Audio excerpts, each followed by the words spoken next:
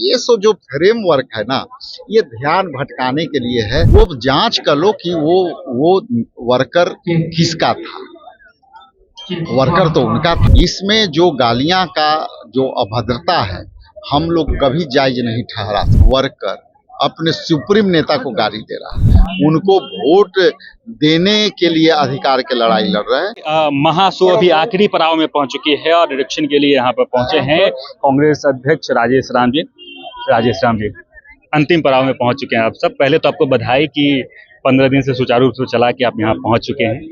खूब जमीनी स्तर पे आप सबको सपोर्ट मिला है। आगे क्या कुछ खास होगा?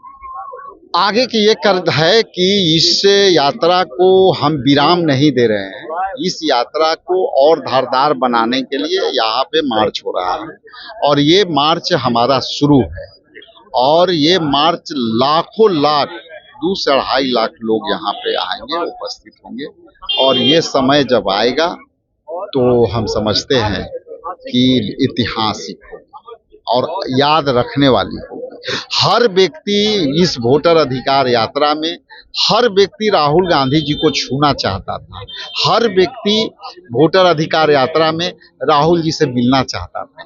हर व्यक्ति इस यात्रा में राहुल जी से बात करना चाहता था। ये नई चीज हम लोगों ने देखा।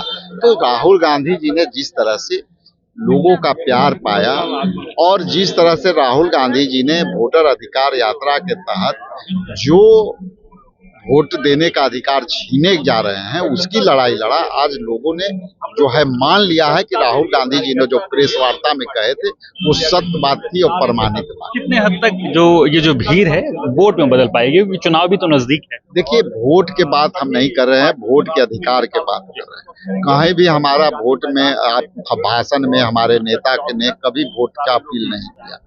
ये जरूर कह जनता आवाज दे रही थी कि वोट चोर गद्दी छोड़।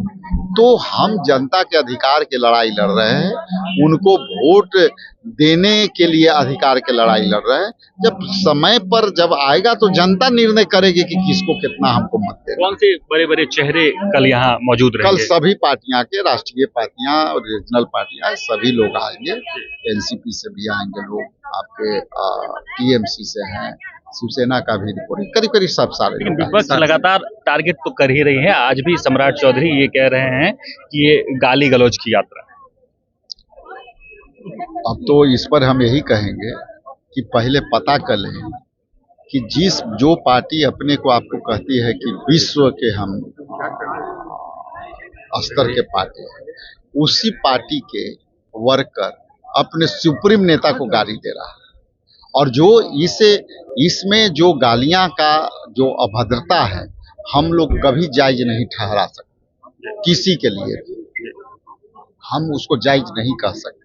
लेकिन ये देखना होगा जो आरोप आप हम पर लगा रहे हैं, जिस आरोप के लिए आप हमारे ऊपर पत्थर फेंक रहे हो, वो जांच कर लो कि वो वर्कर किसका था, वर्कर तो उनका था। और ये कैसी संस्कृति है कि जिस नेता के नेतृत्व में पूरा देश के आह भरते हो और उसी ने पार्टी के वर्कर अपने नेता को गाली दे रहे हैं और ठीकरा फोड़ रहे हैं कांग्रेस पर।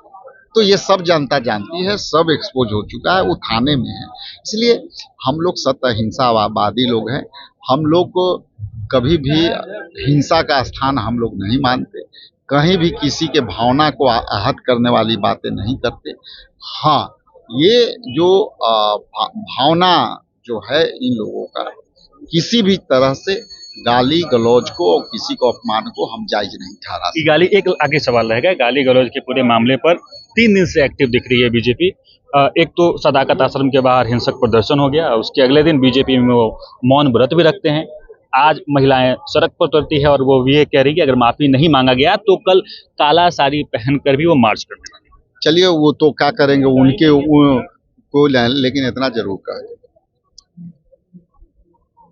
यहाँ 20 साल, केंद्र में 11 साल, इनके पास यदि मुद्दे होते, मैं यदि सरकार में रहता तो मैं ये बोलता कि मैंने कितना रोजगार दिया, मैं ये बोलता कि मैंने कितना पुल बनाया, मैं ये बोलता सरकार में होता कि मैंने कितना उद्योग धंधे लगाए, मैं ये बोलता कि हम जो है कि बाहर पलायन को कितना रोका। हम ये बोलते कि बेरोजगारी पर हम कंट्रोल कर लिए। इनके पास तो 10 बरस और 11 बरस और 20 बरस तो कोई काम किया नहीं।